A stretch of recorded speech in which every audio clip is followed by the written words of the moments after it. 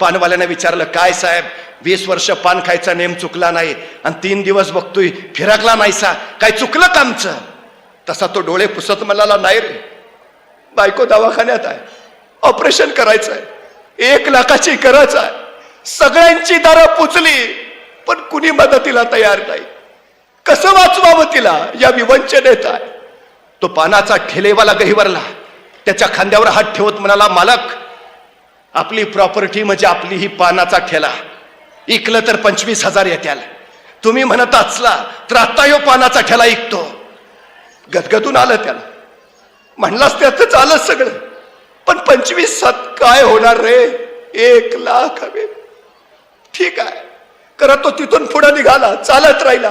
एकदा बघावत रे डोळे भरून बायकोला म्हणून हॉस्पिटलमध्ये शिरला, काचेतनं बायकोचा चेहरा बघितला आणि एक मनात वाटून गेलं, हे तुझं शेवटचं दर्शन, नाही वाचवू शकलो, आणि डसडसा रडत तिथंच गुडघ्यात डोकं खुपसून बसला. हमसा हमशी रडायला लागला.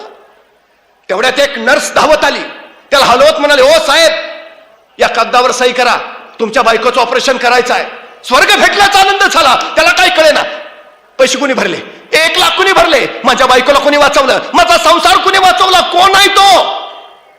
आणि त्या नर्सनं घोंगडं पांघरलेल्या एका माणसाकडे बोट दाखवलं आणि त्याला सांगितलं, तो घोंगडं पांघरलेला मनुष्य दिसतोय ना, त्याने तुमच्या बायकोचे 1 लाख रुपये भरले.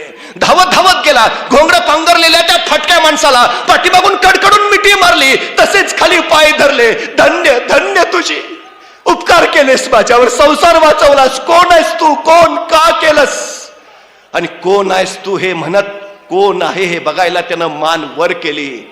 आश्चर्याचा धक्का बसला.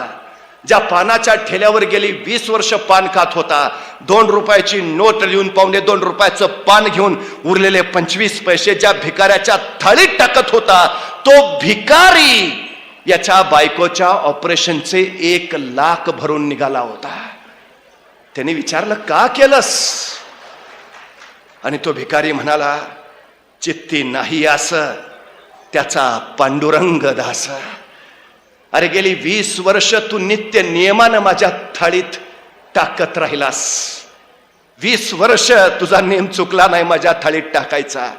अरे मी 1 दिवस तुझ्या थाळीत टाकलं म्हणून बिघडलं कुठं? तो वरचा बसलाय ना, तो भरपाई करत असतो. तुम्ही रोज 25-25 पैसे द्या, तो 1 दिवस तुम्हाला 1 लाख रुपये परत करतच असतो.